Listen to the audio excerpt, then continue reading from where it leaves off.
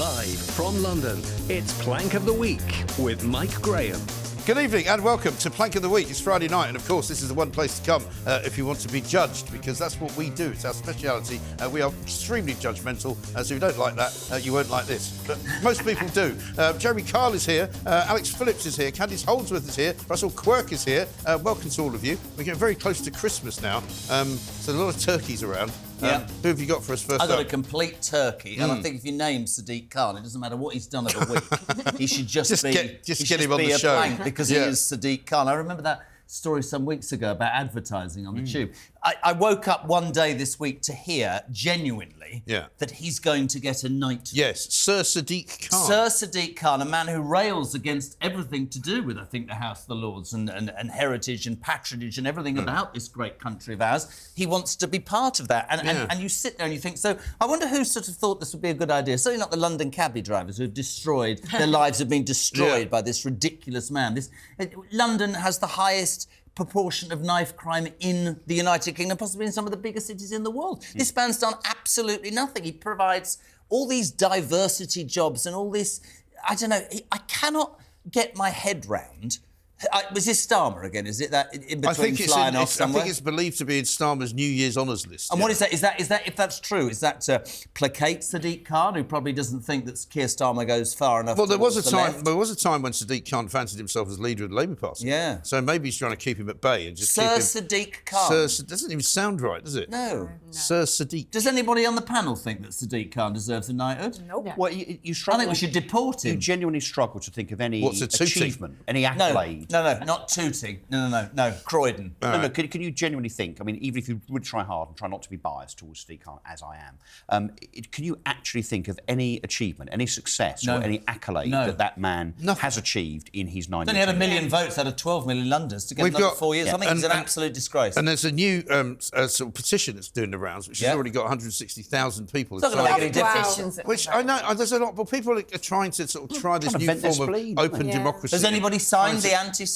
I haven't seen it, to be honest, but 160,000 people, it'll probably get up to 500,000, which is not a bad number. But he seems completely and utterly bomb-proof, immune to any kind of criticism. He doesn't seem to care. He doesn't listen. You know, when he gets asked about the knife crime stats and why he's not done anything about them, he goes on about sort of all of the things that basically he's done to make the streets of London safer. And the streets of London aren't safer. No, they're not. They're more bleeding dangerous than they've ever been. He'll do what they all do, and he'll go, we need more community centres, and it's because people live in, poverty. And to me, that's like the ultimate insult you can say to a working class person who's never committed a crime and never dealt drugs and never stolen somebody's phone or handbag. That's just a cop-out.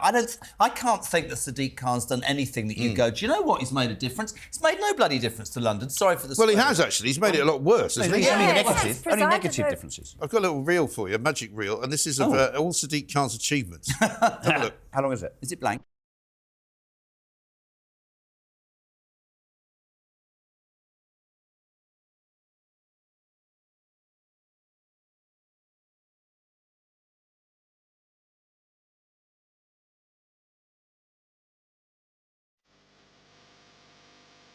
He also, of course, I think that was made in-house, that. So, but Old Lang Syne to him, he's not proud to be. But don't forget, this is the same guy who now sells tickets to the fireworks, right? And the fireworks on New Year's Eve sells them. They sell tickets to it. You have to buy a ticket, right? You're not allowed to drink.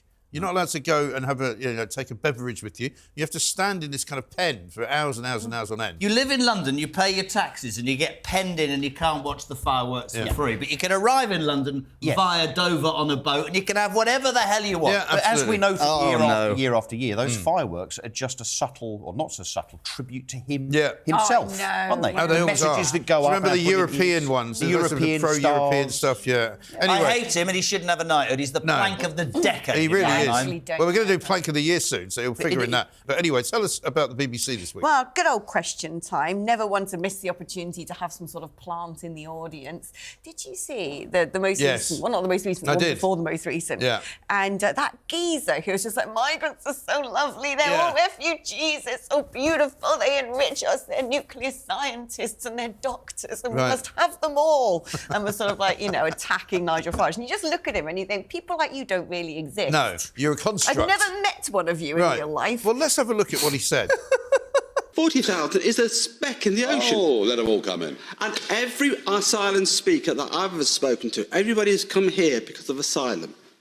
They're not coming here for a better life. Oh, yeah. The majority of them are coming for a life. For a life? A life? No, then don't. They're coming from France. All the way, yeah. Coming for a life that gives them a free Yeah. hotel and money and not a tent on a beach. What is it? Who's in then? Well, this is it. Idiot. Well, as soon as you get one of those, you're like, these people don't exist other than in, like, you know, Alistair Campbell's Then he Wet came Dreams. from a really So he privileged must background. be related to that. So there I was, getting out my organogram and all that. Oh, of course. He writes for the New European. Well, he from time wrote. to Well, time. I think actually they went to find him and then got him to write for the New European. I don't think he actually writes for the New European. Doesn't matter. I hate that paper. Yeah, It's I get awful. that. They once did this big article on me, basically Yeah. saying I'm scarier than Hitler. Right. They might be correct, but Well, that's not the point. I was added into their list this year. Yeah, me too. You've sworn. There you I go. think, where were you on it? I What was number? 43. Nah, I was 30-something. There you go. Well, you are younger I'm than on me. it. I'm Yeah. disappointed. You know. I know, it's an honour, really. Kevin O'Sullivan's very upset. He wasn't on the list at all. Yeah, that's only because you rang him up and had him removed. I'm climbing But we up the do ranks. keep talking about the question time audience, don't we? We've talked about it several times on the basis it's supposed to be representative and balanced, but you never see the equivalent of red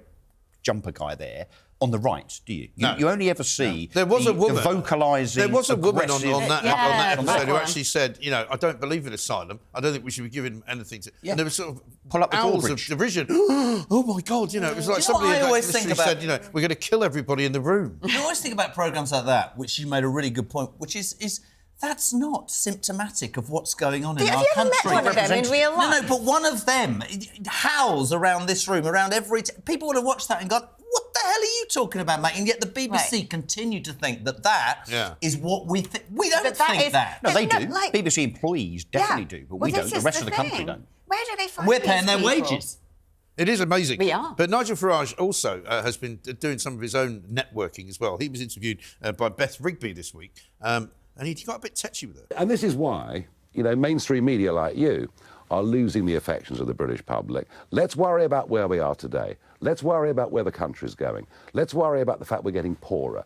Let's worry about the fact that our communities are breaking down, that people are scared to walk on the streets of London wearing That a watch wasn't my or jewellery. question. No, My- no, I know. what and I'm you're asking talking. you- You're talking about an inside Westminster story that you want to talk about. He's right. He's though. absolutely right. And, of course, ordinary people outside of the Westminster bubble watching that are going, yeah, he's right. He's absolutely I right. rail against doing London stories so much on the show because there is a whole country north of Watford Gap and north of the M25, and those people, it's a bit. I always So use. see who just nominated Sadiq Khan. No. I was going to say that, but I thought I'd let him off. All right, you. But the point I'm making is, it's supposed to be the whole country. That's how Trump won because it wasn't about Washington. It was about Middle America. yeah. Till politicians wise But they wise don't- up, they're in trouble, man. These people don't realise that working class people. Mm. They've just had the shock of their lifetime because they've just discovered there's such a thing as farmers. Right. There are people who drive tractors in the UK. They thought that the food just came from Waitrose. Yeah. They didn't know how it got to Yeah. Waitrose. So they all They shop didn't at realise. Waitrose. Most of them do, yeah. Yeah. Of course. What, Whole the Foods unwashed? now, they sort of. Where do you shop? I go to farmers market. I buy straight from British farmers. Mostly Yes, I do. cider. Mostly cider. Yeah. And some bones. Candice, over to you. You got Rachel Reeves for us. Yes, our excellent Or Rachel Chancellor. Thieves.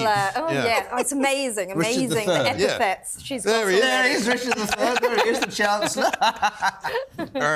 She also is the female version of Keir Starmer, isn't she, as well? Why have they all Rebecca. got like hairstyles like Lego people? I know. Is it me, or is she looking more and more? Is she just getting lower and lower in her seat and looking more and more scared Well- and hacked off with life on a daily basis? Ever since the economy took a header off a cliff, she's not really very keen to be seen very much anymore. Funny that. Yeah, well, her appearance at the CBI, she looked nervous in front of all those business leaders, and apparently it Big was step flat. up from a filing clerk to an economist. Well, You know what I mean? there you go. So she's had some good news once again. Mortgage rates have jumped because of her budget. Basically, lenders are anticipating the inflationary effects of her budget. I can tell you now, if this had been Liz Truss or any other Conservative, they would have accused her of crashing the economy. Yeah. There would have been calls for her to resign, but absolute crickets. from Labour at the moment. Yeah. And the thing is, there's a huge open goal, and I don't feel the Conservatives are landing a blow on them, which is crazy. Yeah, they've done. Yeah, and I mean, the mortgage rate has gone through the roof because lots and lots of people are having to remortgage their houses because they're not getting any kind of rate. Just to tread water, Mike. Yeah, just to tread water. But also, when the rating agencies and those lenders, when what they call swap rates, start to believe and feel that over the next 6 to 12 months, the UK economy isn't going to be very good as a consequence of that budget. I mean, it was supposed to be a budget for growth, for wealth, for people, for workers, and so on. Yeah. It's literally opposite. It was far, far worse, by the way, than the Truss budget. So the Truss budget, in my opinion, not much wrong with it apart from the way that it was delivered and announced. Yeah. But actually what Rachel Reeves' budget has turned into is something that all business leaders, I mean, all of them, and even people like Nick Candy that actually donated to the Labour Party this time round, has now said, I'm now going to donate to Reform because you as a Labour Party, your budget is destroying jobs, destroying business confidence, going to destroy the economy. Have you ever seen like that, the never-ending story with the Artex is the lovely grey horse? And he's sitting on Artex and you have to go through the swamp of fears. Yes. And if you have negative thoughts or if you're scared, you go slowly down into the, like... Yes, the abyss. The abyss. Never-ending That's story, kind of like the Labour Party, us and the Labour Party But you know government, the other isn't it? Like, mistake- it's going to be terrible, everything's But the other difficult. mistake that Rachel Reeves made, and it's a real schoolgirl error, frankly, was that the economy was starting to recover. Yeah, I know, until she popped up and said, by the way, the budget's going to be terrible. Well, that's it's what going to I be awful mean. because we're in a terrible It was place. improving, wasn't it? It was improving. Absolutely. Inflation had dropped, It was interest like rates we're were getting dropping. there. So as a consequence of Labour trying to manage expectations to basically slate the Tories' last 14-year record,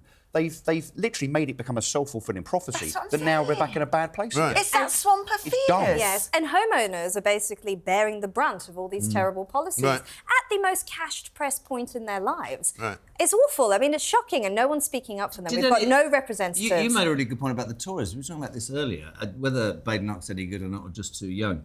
They're not saying anything. There's no meat on the bone from the Tory party. You say they've gone. Maybe I said earlier and got howled at. I want more meat on the bone from Reform, not just immigration. That's what I was trying to say. Another thing, but I do think, right, this is when she should be out there, loud and proud, giving it to this government, and there's nothing. Well, because the one thing that they did actually do was steward the economy in a way which was a lot better than the way Labour have done it. And so it's the one strength they could talk about. Instead of which, she's going banging on about immigration all the time, Kerry Badenoch, and, you know, the Tories got nowhere to go there. Yeah. It's very, very I kind of interesting. miss Rishi Sunak, if I'm honest. No, let's not go. No, he was still terrible. I miss Boris Johnson. He's the one who got all the immigration figures. Yeah, he was quite keen on that. Anyway, over to you, Russell. Quirky in a cardigan. You've got the NHS. I've got an old favourite, the NHS. You got any props? Have you brought any nurses with you? Well, I've got a digital prop. The NHS, which now costs us £200 billion a year, by the way, because obviously it's still doesn't work. Bigger and better funded, still doesn't work on the basis of ambulance response times, to such a degree that not only does it take so long now to wait for an ambulance, particularly if you've had, just a minor thing like, I don't know, a heart attack or something that might kill you, average waiting times now about an hour for such things, right? It's gone up and up and up and up. So guess what the NHS response is? And I kid you not, and I'm not jesting. Whatever the response. It is to say this: if you've experienced chest pains, if you feel that you may be having a heart attack, or a stroke, could you make your own way to the hospital, please? Because ambulances are busy. Who knew? Yeah. And particularly at winter time, and I don't know why winter is such a surprise every year for the NHS. I mean, kind of November, December. Yeah, have they not got a calendar? Pops up, doesn't it? You know, it gets a bit colder and so on. They're saying yes, because of winter time, it's going to be worse. And so yes, if you could just jump in a cab, jump on a bus, get a mate to bring you. Russ, I'm not going to surprise you. You took more calls on this, I said this earlier, than almost anything. And I think sometimes, again, a bit like the Westminster bubble and politics. Yeah.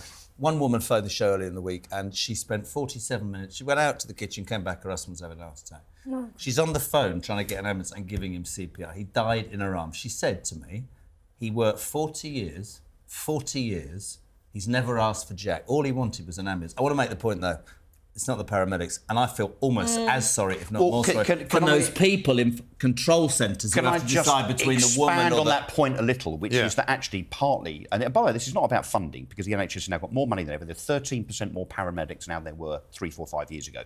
This, again, is about culture, regime, organisation. But it's also about a very dumb public, in some respects, I have to say. Have a look at this. Hello, ambulance. Is the patient breathing? Hello, I need some advice, darling, please. Is the patient breathing? Yeah, I'm all right. What advice is it that you need? I've got a box of eggs in the fridge, and the box has been open in the fridge overnight. And you keep the box of eggs open in the fridge. This is the ambulance service. We can't advise you about eggs, I'm afraid. Who can we ring? Oh. No, that's real. This isn't IVF fertiliser. No. This is chicken eggs. No. So I found loads and loads Just of these on the eggs. internet. Loads of these on the internet earlier. So people are actually that stupid. Can I just, So someone rang up and said, I don't feel very well. I think I had a bad kebab. Somebody else rang and asked for directions to the hospital. And these are 999 call handlers. So I would just humbly suggest that part of the problem here might be a small element of society in Britain, I'm sure, that make stupid calls to the ambulance service and tie the organisation up in knots like this. Yeah, I'm sure that's part of it. But at the end of the day, getting somebody into a vehicle and getting the vehicle to drive from point A to point B shouldn't actually be that difficult. And that's not what the if you hard haven't bit. got, what if you haven't got a car or you can't afford a cab? Well, I'm being completely serious. Yeah. Well, I think they should just privatise it and give the whole thing to Uber. Make it the Uber ambulance service. Has anyone actually thought that perhaps the big issue was actually just having a load of people come into the country and increasing the population by about 5 million? What did I say earlier? I said this the other day. And that everything's gone wrong. Not only is it not only are our public sector creaking, and let's take your point, but let's say there aren't enough ambulances to go round. She's dead right. We're having people come to this country who've never paid their share to get an ambulance, and they're getting an ambulance. No, but we do have loads more paramedics than ever. Do we have ambulances? But do you know we have 9% of paramedics apparently off with mental health issues? I can't up from 5% 2 or 3 Russ, years I ago, always which drives agree me with you, mad. but I can't. I'm not going to criticise paramedics, and I'll tell you. I'm just saying there are symptoms to this problem that include bad organisation, bad culture. We called an ambulance some years ago for Oliver. I told you this the other day. So it's genuinely true, and this would also perhaps sum up the bosses, not the paramedics. And he went listless. Anyway, very quickly, ambulance came. 2 girls, ladies, whatever you're supposed to say. What are you allowed to do? Whatever. And I was allowed, well, I don't want to upset you. And I'm in the ambulance with them, and this is what they told me, and this is from their bosses. Have I told you this already? No. If the edit from the bosses was, if you arrive on time and the patient's dead, or the patient dies when you're there, that's a tick. If you arrive late and you save the patient's life, that's a cross. That's the pressure these people are under. I think it goes higher, Russ. It's a bad Well, I think it's a combination of multiple things. I mean, again, like a lot of things the Labour government does, everything that they do in the NHS seems to be the wrong thing. Yeah. They don't seem to ever make the right decision about anything. And one of the reasons you can't get an ambulance is because there are ambulances, there's plenty of them, but they're all parked outside the hospital with people in them. Yep. And they can't offload them into the hospital, which the hospital is so badly surely organised. that's not that difficult to fix. They're not releasing the people out the hospital. Create another place to put them, you know. Also, they can't really other get than to the where corridor. they need to be. They can't get to where they need to be either. Like when you see ambulances in London, you just everyone just sits there. That's Sadiq Khan's fault. That's why she didn't have a bloody knighthood. It's an idiot drivers, you know. But also you can't get past the cars because there's only one lane, and there's a bus lane there and a cycle lane there, and you can't. Anyway, let's have a look at some of the advice that the NHS gives out. This was last Christmas or last winter, I should say, and they advised people. This was up in NHS Scotland. They advise people to practice walking like a penguin so you don't fall down. Now, is this walking like I'm a not penguin, joking. or have these people got something wrong with their backside? Well, you might say they need to change their pants. You know, it does look a bit like that. Oh dear. But no, this was genuinely advice given out by NHS Scotland to tell how older people should walk around in Scotland. So as not to fall over on the ice. Yeah. Was that when that bloke was in charge, the one that was hopeless? What was he called? What, useless? Yes. Hamza. The man who came off the scooter. Hamza Was that him useless. doing that? He could have done that, couldn't he? Well, do you know, it would be maybe if you're really that worried about walking on ice, maybe you should tell people not to go out. Yeah. No? Rather than doing that. Or maybe the council could actually grit the pavements and the roads. That'd be a good idea. That's a good idea. What about that? Yeah. Anyway, listen, we've finished the first bit already. Coming up on the next bit, we're going to talk about Christmas crackers because there's a cracker story to tell you about that. We've got Angela Rayner as well, who's getting mentioned, and some bloke who thinks he's got a good idea. He wants to marry his first cousin. This is Plank of the Week.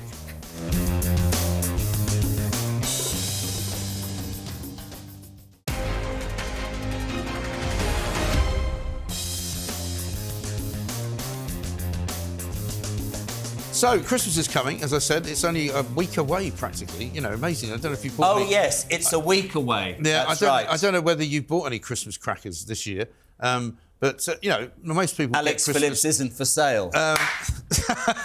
Very good. We'll have the Christmas... we'll film the Christmas special next week. You can dress up for that if you wish.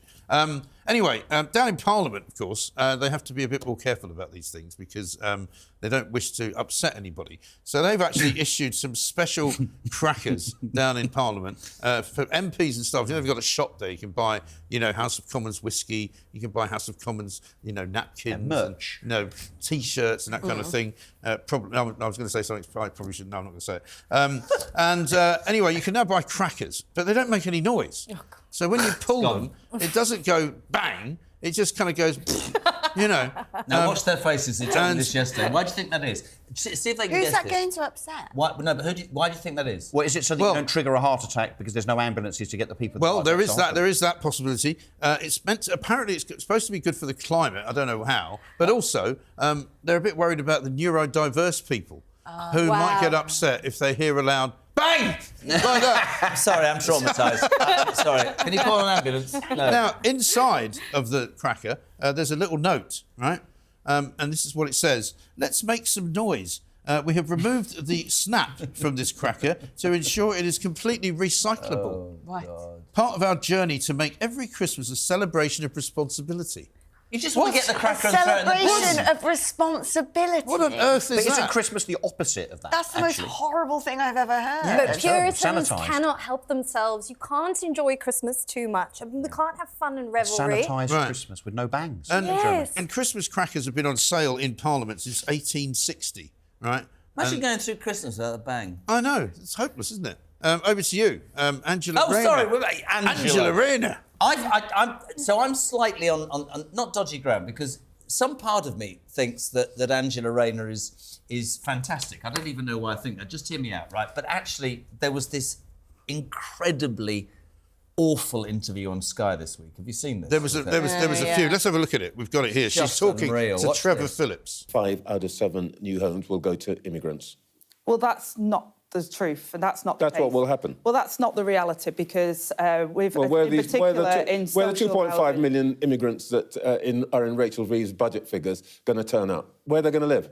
Well, there's plenty of housing in the UK, but the houses, especially social whoa, and hang on. affordable You can't, homes on that the one we're hand, building. say we've got to build this 1.5 million houses and then say there's plenty of housing already. Yeah, well, she can, and she did. Well, our future's safe in her hands. I mean, she's so off her brief. Off the brief, because he disappeared off to Dubai in the Middle East, Starmer, just as Syria cracked off. And in fact, they asked her about housing, but they also asked her about what was going on in Syria. And it was She doesn't even know where Syria is. Well, she suggested that she just become a democracy, which it was actually very painful. And we were talking about this earlier and saying that Labour politicians, they always have Kev was really rude about John Prescott, the late John Prescott, and said they're all buffoons. Actually, Prescott had something about him. He was a shop steward. He threw a punch. She looks massively, massively out of her depth. She does. You saw that interview. And here's a thought for you. What if Starmer is thrown out? That would be our Prime Minister. I don't think it would work like that. I don't think that would happen. But the other problem Really? that you've got with all of them,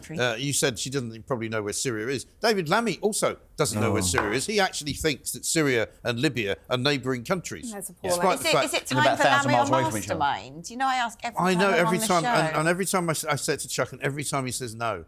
But I mean, I can give you Angela Rayner responding to that interview with Trevor Phillips. Oh, let's have a listen. Our Kia rang me very early in the morning and he said, you need to go down to the Sky News studios and do an interview with Sir Trevor. And I went, when?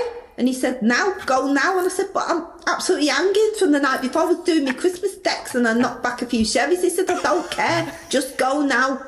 I absolutely love Sir Trevor MacDonald, so I'm quite happy for him to interview me. He's notoriously very gentle when he interviews people, so I thought that would be fine. Got there, realised, got my Trevors mixed up because it was actually Sir Trevor Phillips, and he's tough. And I thought, oh no. So I tried to soften it a little bit. I took the knee before the interview. He wasn't interested. He was confusing me. He was saying things like out of the frying pan and into the fire. And I thought, don't think about food. I was so hungry. And then he mentioned something about a black-legged kitty wake. And I thought, I don't know all the drag queens, Trevor. It's too early in the morning for that. She is great. She is great, isn't she? Brilliant. But I mean, actually, Angela Rayner's original version of Angela Rayner, her own version, is even funnier than that. Because, you know, when they asked her about Syria, she literally didn't know anything at all. No. She was like, well, we're excited. They got rid of her after one day and had Pat McFadden, the enforcer, out. I think that she's undoubtedly there, isn't she, because of the unions. I mean, Starmer wouldn't have picked, but he has to pick her. That is symptomatic of what we've now got. That's our deputy prime minister. Isn't it great now that we have a successor to Diane Abbott that used to be the one that we would kind of take the rise out of constantly for being mother of the house inept. Now it's Angela Rayner. Fantastic. Yeah, I know. Well, let's move on. Alex Phillips, you have somebody called Iqbal Mohamed. Yeah, now he is an independent MP and he's the one that dared raise his head above the parapet and decide to level objection in the House of Commons to people trying to ban, I don't know, incest. Yes. You know, basically cousin marriage, which we have a huge problem with in the United Kingdom. Very popular in Tennessee. We've got a massive problem with cousin marriage in the United Columbus, Kingdom. Ohio. Met my cousin. The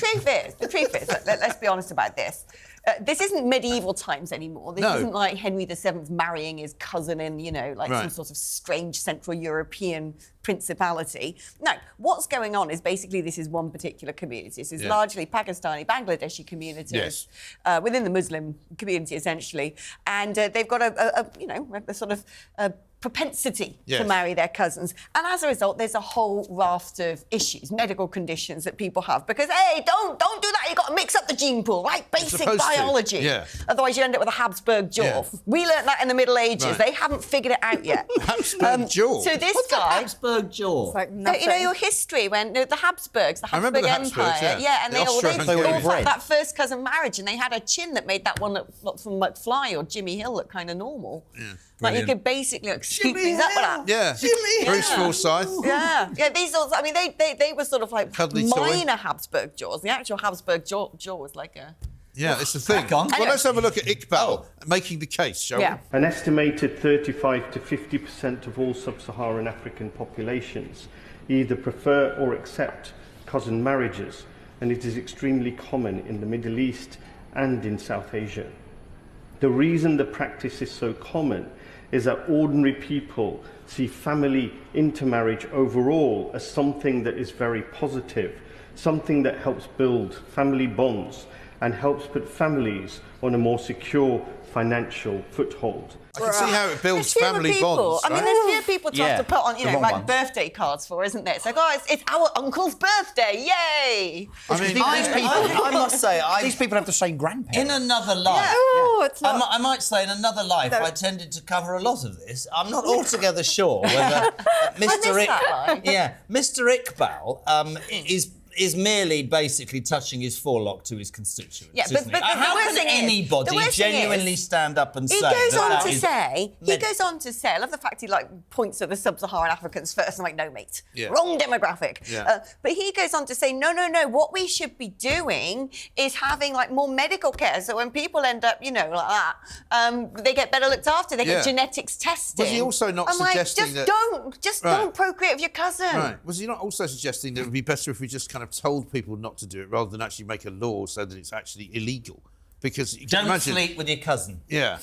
To be honest, I, like most people that have spoken about this story since it happened this week, I thought it was already illegal. Yes. Because when I was growing up, I'm pretty sure my parents told me that, whenever we had a conversation, you can marry your second cousin if you want, but not your first cousin. I'm sure I was told that. I thought it was illegal. Maybe we just sort of ignored the fact that loads of people were doing it. Growing up, right? That's I don't know, what sort of weird families are you from where you had to be sat down and told, please don't fall in love with your cousin? No. Inbuilt. I cannot imagine it. I mean, all the kids I've got now and my nephews and nieces, it'd be horrifying. Absolutely horrifying. I love that. He said it's good for family bond. Yeah, good for family you can be each other's carers and you have to pay. And also, what's the point of saying, it's very popular in Southeast Asia and in Sub-Saharan Africa? Well, it might well be, but we don't live there. No. We live in Britain. Yeah. So it's stoning people to death. In some cultures, so is marrying 12-year-olds. Yeah. Okay. Yeah, 9 in Iran, isn't it? Yeah. Or is it Iraq? One of them. I think they've lowered it to 9 in Iran now. Yeah. Because 12 is far too old. Getting a bit old, for heaven's sake. Yeah. But he's just playing to an audience, isn't he? He can't genuinely be standing up and saying, I'm going to advocate a practice that causes medical catastrophe. Has anyone asked his wife? Well... What, you mean his cousin? Well, we don't know, do you? Well, I don't know. I mean, that's the thing. No, if you actually look at the statistics on this, the rates are ridiculously high. It's mad. It's not just like, 1 in 100 But it's people very in the much of a community marry their tribal cousin. thing, It's isn't kind it? of, it's a huge amount. And you know more about this probably than anybody, but in certain parts of the world, where the tribal kind of leaders are in charge, and you have not just an arranged marriage, but you'll have some kind of marriage in-house, which is in the family, as it were. And that's the other thing that went on from that discussion later in the day, wasn't it? Arranged marriage, and everybody started piling in on that as well. But yeah, you're right. Growing up, we would absolutely. I'm sure we were told that. I mean, I certainly haven't been anywhere Maybe they near just any of need my like a first special cousins. feature where they mix together that You and Me 23 or whatever with Shardy.com. She's sending hair off to What's get. she talking I don't about? know what she's going. I don't know what she's talking about. We should probably stop now. Someone watching does. Get the cider in. Yeah, somebody will tell us. Coming up next, we're going to look at some more Christmas items and, of course, the British Security Service news as well. This is Plank of the Week.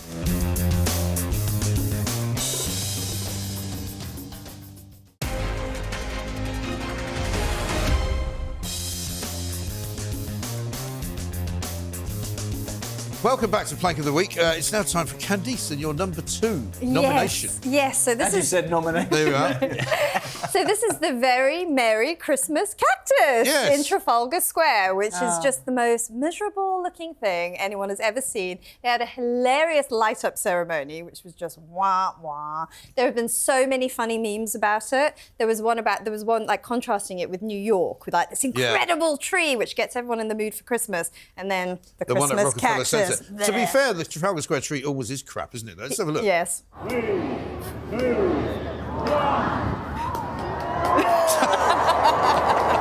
Wow. You can hear the crowd, can't you?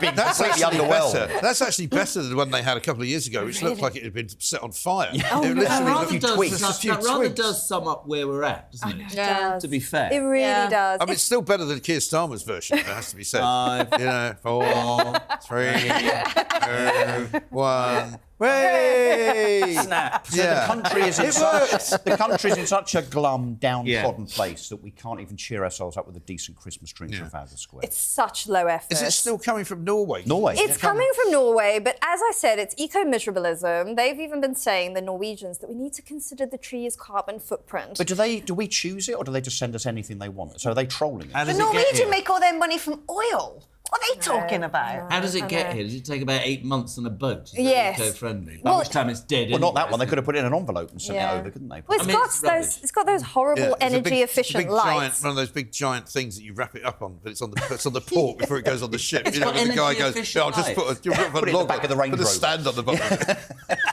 I've actually seen. Well, we gave up doing that, a few years ago because it's such a pain in the neck. we do it. Going We to do the it. Christmas tree farm, where if you're the person who you happen to be cohabiting with can't make up their mind as to which one they want, and it goes on. Yeah, and the worst thing to do is take your kids because then you've got about 6 and or the 7 kids are going, what about this one? Yeah. No, it hasn't got enough bush on it. Okay, then let's go and look for a more bushy one, shall we? Yeah. And then get some more lights because when you get home, the lights don't work, and you've had them for years. They're all tangled up. You go up in the loft, And also, I mean, without being a downer, seriously someone should also traumatised. do an index of Christmas tree prices. Have you seen how much we just paid 90 quid for a 7 foot? I'll tell you what, I was in Tesco's. How big is it?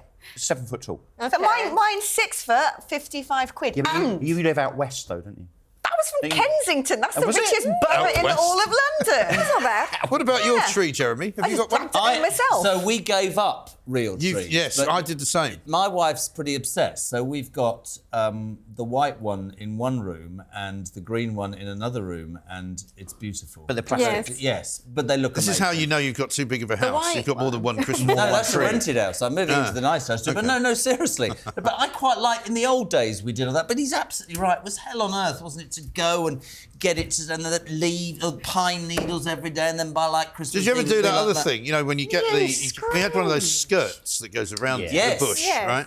And you need a skirt around the bush. You do, generally speaking. And you had a stand, of course, and you have to put water into the stand before, right? Because if you don't put the water in, the leaves start dropping earlier. Love. And then you put it all up, everything's up, and then you go, we forgot to put a skirt on it. And then you have to take it all down again. Put the skirt on. What is wrong with you? Hey? This is why Britain's gone to hell in a handcart when 2 grown-ass men can't even manage to put a Christmas tree up without moaning. All right, so what has happened to men in this country? Household, I'll tell you. Did your boyfriend I will show do you. it? I will show you. Yeah, I will show you. went there. I'm going to blimmin' show you the messages to my boyfriend because I walked 4 blocks up, bought a tree, 6-footer, dragged it home you're with from my own Gloucester. bare hands, Yeah, put it yeah. in the Hardy. stand by Like a myself, deliverance company. put it Yeah. up on the thing, tested all my Christmas Are you lights, from Gloucester? wrapped it all up. Yeah, she's like Gloucester. Tess of the D'Urbervilles. I got I went 4 blocks and dragged it home. We're not talking about some man. Was it a tree? me. I She probably stopped She the chopped side it road. down in the What is forest. Stopped the I side road. did way back. everything. Sweeney was there. What were you doing in the forest in the first place? Were you looking for wild boar? No, I down never met there? a wild boar. In fact, you know what I did after I decorated Forest my of tree? Dean. I used my mincing machine and I Your made what? some What? homemade faggots. Mincing machine. You Yeah. can't say mincing and you can't say faggots. Hang on. Same Well, I same did. Hang on.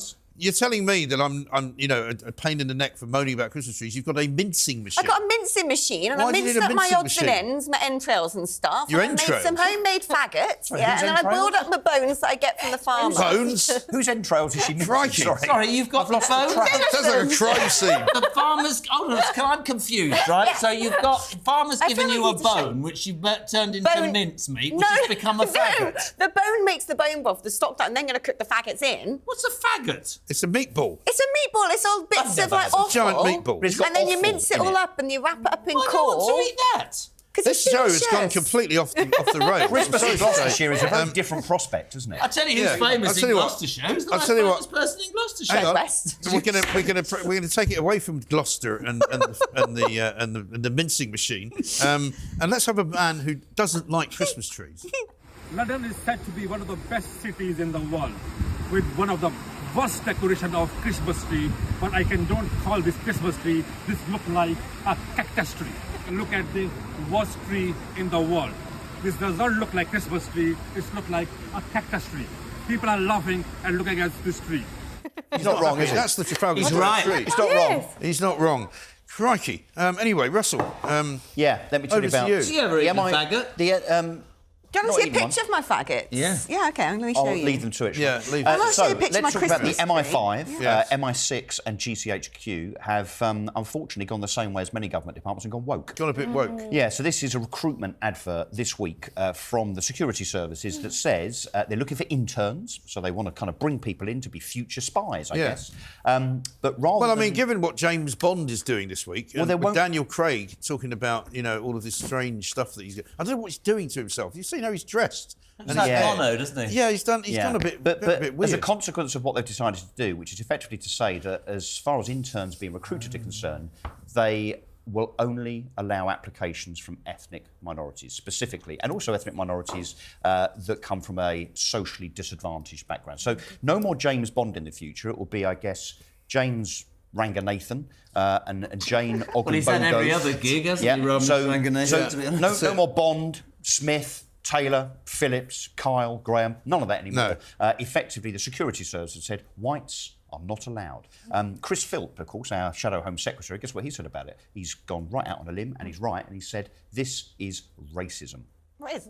It is, It's isn't it? reverse racism. And actually, Ridiculous. what's really interesting about that is this whole country has got to a point where, in this quest for diversity and all those things that people do, it's from the opposite direction. And if you're 21, 22, whatever you are, and you're white and you're middle class and you fancied a career, we did this story in the week, in the security services, it's a no-go. How is that not racist? How is that not reverse racist? But also, if you are a white, straight, middle-aged man, you are now, in my contention, the most oppressed demographic in Britain. You've got no chance of getting a job. You've got no chance of becoming selected for a parliamentary position because everybody else takes precedence. Women, people that are disabled. Is that why you're people of the- unemployed and you Well, can't that's get why into I'm certainly Parliament? unemployable. Craig keeps turning up here. There's not many people who give him any But the work. only people who have me. Yeah.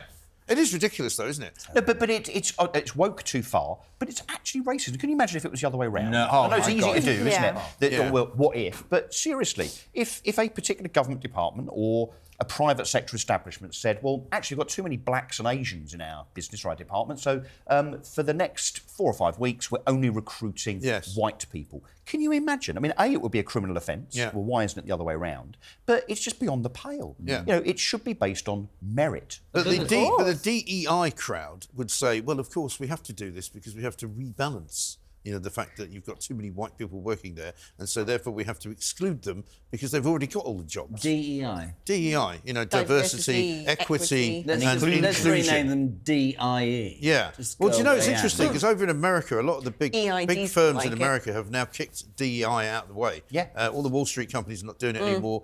People like Goldman Sachs, they're not doing it anymore. And they're just going, you know what, the banking business is going back to what it was like. Yeah. So it's all down the strip club on a Friday night, like they used to do.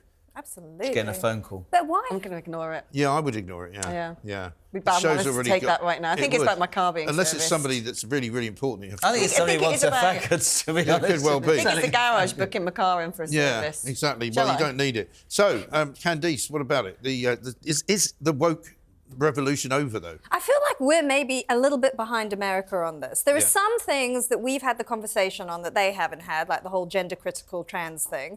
I feel like that conversation's been won here and they're still having it in the US. Yeah. But it's so true, this diversity and equity and inclusion thing. Institutions are still very captured by that here. Right. And we've still got to have a really tough conversation about it. But it's public sector, isn't it, more than anything else? Although quite a lot of private companies are doing it as well. Because it's all about Stonewall. It's all about Stonewall giving you, you know, their seal of approval. And if you get their seal of approval, you get more investment, you get more kind of pats on the head. Imagine in the old days, it used to be getting a royal warrant from Her Majesty the Queen. You know, it did. Providing biscuits to the public, you know, Huntley and Palmer. I don't know if they still do that. That was what my old man's job was, right? So now, if you get a Stonewall certificate, that's good for your business. It is. Is it, or is it just virtue signalling? But there are even venture capital funds now where they'll only lend you money or invest in your business if you tick enough DEI boxes. You know, in terms of proportion of staff that are either female, ethnic minority, etc.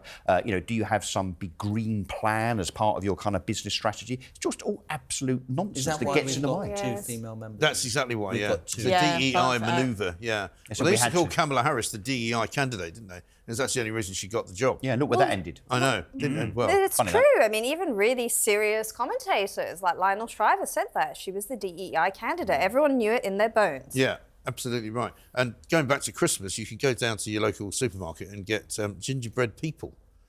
You don't get gingerbread men anymore. No. It's gingerbread people. Yeah, has So to be Victoria non-gender. bought him a gingerbread house. That's all I know. But if there's a gingerbread people in it, I'm going to tear it up. No, there might be. With no gender non-specific, there'll be non-binary. Yeah, there were no genitalia for the gingerbread. I don't want genitalia on my gingerbread Don't you? man. Do I? Don't? Well, how do you know he's a man then? Oh, God. Come on.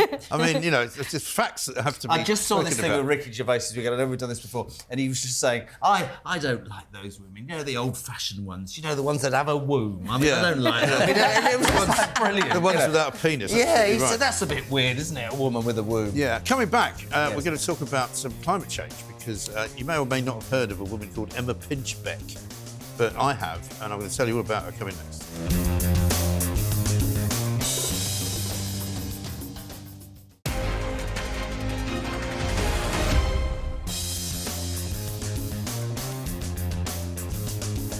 Welcome back to Plank of the Week. We're in the final furlong, unbelievably. And there's a woman called Emma Pinchbeck that I want to bring to your attention. I hadn't heard of her before, but I saw her last weekend. She appeared on the BBC Laura Kunsberg's show, right? And it turns out that she's now working for the government. She is the chief executive of the Climate Change Committee. Now, you might not know there was such a thing as the Climate Change Committee, but it's publicly funded, and she's in charge of it. And basically, she's a key advisor to the UK government on climate and emissions policy. Right. Right? I don't know how much she gets paid, but I would imagine it's quite well into the six figures. But this is a woman who you cannot help but immediately dislike, right? Have a look at her. You mentioned you're getting a second-hand electric vehicle. Yeah, I've got one. You've got one? Got one. You're going through the process of getting a heat pump. Yes. Are there other things that you have done in your life to try to be a greener citizen? I actually think there is a double standard for people in jobs like this, and I'm fine with it, as in I would imagine people watching expect me to do more because of the work that I do. So I don't eat very much meat. We've eaten a little bit since having the children just because I want them to experience all tastes and flavours. Oh, my I mean, really? She later on goes on to talk about how she doesn't really fly anymore, except if it's really necessary. and she had to go, obviously, to Azerbaijan for COP29. Of course she did. So that was With okay. 470 It was other people in okay the to fly there. Yeah. But she tells the kids that, But at least... mostly they go on trains, and she went on her honeymoon on a train. Yeah, but at least she fits right in with the whole government narrative, which is one of absolute double standards, which she's just admitted are absolutely But is she fine. not like the absolute epitome of a simpering, sort of middle-class, absolutely entitled idiot? But why do you need everybody else? And she doesn't even have a heat pump, right? But she's getting one. Well, she's getting one because she's got the job, because right? she's got she the wasn't job. going to get one otherwise, was she? But why do we need her in this stupid committee at great expense? We've got Ed Miliband. Because we know that Labour is obsessed with quangos and committees and let's spend 67 of them. GB energy. But I go back to something I said at the beginning. She, her, that person. Pinchbeck. Has she? Good name. Good name. Yeah. Do the Labour Party, do the government genuinely believe that she will resonate with... I always use Beryl in Rochdale because she phones the show and I love her. She's worked all her life. She's going to freeze to death probably this winter because she hates the fact the government are taking away. She's going to look at that woman and go, what the hell are you talking about? I can't warm my house. I can't get a doctor's appointment. I can't get Jack. I see what's happening in terms of immigration and I'm listening to this twaddle. No, but what I genuinely don't understand ridiculous. is... So you've got a government in office now with Ed Miliband at the helm of the whole silly net zero rubbish nonsense thing that we don't need. Why do they also need a committee and this spokesperson? What is she... To provide him with advice. Well, because the whole thing is a business, right? The whole business of the green energy business is money. It's all about creating jobs. Guess what this woman did before, right? Before she had this job, she was Deputy CEO of Renewable UK, which will be another company full of people like her. Is it fair to say I've never met her and I hate her? A bit like Dale This is what I mean. I Vince's took just instant dislike to her. Before that, she was head of climate change at the World Wildlife Fund. Can we talk about the farting cows? Yeah, if you want. There's quite a good link. Well, it is, Because what that's have you got to say the about the thing, farting isn't cows? it? This Bovair thing, which I don't care whether it's safe or... It's just stupid. They're like trying to feed the cows this weirdo medicine in with their, grain or whatever, when they were sort of reared indoors, to stop them farting, because that's them reared indoors. Is that reared indoors? They're sort of stuck, put that aren't they, sign on the... This is a happy cow in a field, that's reared indoors. That one. What's that? Yeah. Is that because... That's a dead cow. Is that That's a dead cow, that's BSE. because the cow married its cousin? But this is the thing... But this is the thing, right? We lived through BSE. I remember BSE keenly. Yeah. It was ghoulish. ghoulish. And also, was it not Whitty who had ordered the deaths of all the cows? Yes. Do you know where Whitty's from? Whitty. Yeah. Wasn't it? Whitty's from Gloucester. Can I just ask, are you talking... Is that foot and mouth thing? Yeah. I was working, this is true, up north. But it was similar. It was and I was living on this amazing place in a little cottage. And I do a radio programme till 1 o'clock in the morning. Mate, I had to get out the car and walk in the thing and open the gate and walk in the thing. He had 8 bloody bar gates up his drive. I'll never forget that. Yeah. But, I mean, this is the thing. Now they're giving... They're indoor rearing cows for a start, which is a problem. Cows eat grass, live outside, fart as much as you like. Yeah. The idea that cow farts actually, or belches, cause climate change is ridiculous. Well, actually, no, that's not true, because the methane that they produce is actually more dangerous than every plane that flies around. All right, Pinchbeck. Right? It is. But it's not about... No, but the point is that is not a position that's held by climate change. What about you when you've been to the pub? Are we going to give you some special but the point stuff? is that the reason why this is important is because actually all of the emissions from all of the planes and all of the cars and all the stuff that you get, the methane that comes from animals... Are you for the Bovair? No, I don't care what you give the cows. I'm going to eat them at the end anyway. The point is that... No, the point is that the fact that the methane is so bad for the planet shows you that the other stuff... Have a vote. Who wants their cows to fart? The other climate stuff doesn't matter. No, but it can't. But we've had cows for quite some time. They're not a new thing, are they? So if they're that bad, how we survive for 2, 3, 4, 5,000 years. Well, when I say bad, what I'm saying is that the climate nutters who say that we have to stop flying, and we have to stop driving in cars, the amount of pollution that all of that causes is much less. Can I just suggest that we follow the money behind this product? Yes. I don't want to sound like a cynic here, but I suspect if you look at the people that have invested in the business that produces that particular product, I suspect you'll find some very interesting individual names and companies behind that product, which is why it's being pushed and advanced. But also, they're like, oh, it's all fully safe. We're going to be running a test in the UK. I'm like, well, it's not. You're testing then, aren't you? Yeah, but without asking us. But without asking the consumer. Yeah. Just by the way, in case you were wondering if you need any more reasons to hate this Emma Pinchbeck woman, do you know where she lives? Gloucester.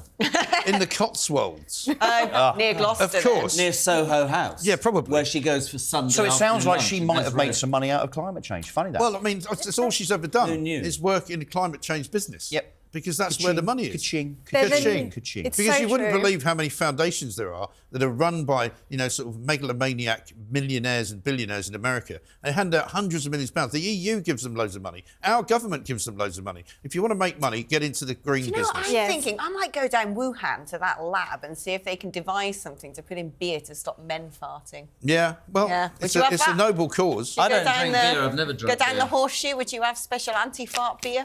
There's a lot of problems in that pub, I'll tell you. I don't like the assumption. Well, ever that since men- people stopped smoking in pubs, it's got a lot more unpleasant. I don't like the that assumption way. that it's only men that break women. Yeah, Alex, you have to advocate it in cider also, presumably, your favourite It's tipple. not very farty, Oh, cider. isn't it? No. This show has taken some very odd turns. It's not very Anyway, it's time farty. for me. Aye, Odd can I just say turns. climate change, apples, Turns. trees, Phillips. nature? Phillips, All right. the doctors have arrived. We're taking you back in a Get minute. back on Calm your down. meds, for heaven's sake. Now, we have to decide who's going to win, because it has to be, for me, be between, probably, Iqbal Mohamed, Insane Blank of the Mohamed. Week, right? Insane Mohamed. Angela Rayner, very possibly, I would have to say. Trafalgar Square's not bad. Emma Pinchbeck, I just don't like her. I don't think she's Plank of the Week. What do you reckon? Sadiq Khan or Gotta be Iqbal. I think it's a shoo-in. I think it's got to be Hang on, Iqbal. any man that advocates the marriage of cousins, I think it's got to win. Iqbal Mohamed, Labour Yes. MP. It says Labour MP. He's not a Labour MP. He's independent. He's an independent MP. Was he, without being rude, one of these people that stood on a I think he got in on the Gaza, The Gaza vote, right? vote, Yeah, I wondered. So Iqbal Mohamed, you are Plank of the Week. I love that noise. Along with your first cousin. Thank you very much indeed to Jeremy Kyle and, of course, Alex Phillips and Candice Holdsworth and Russell Quirk. We'll see you next time.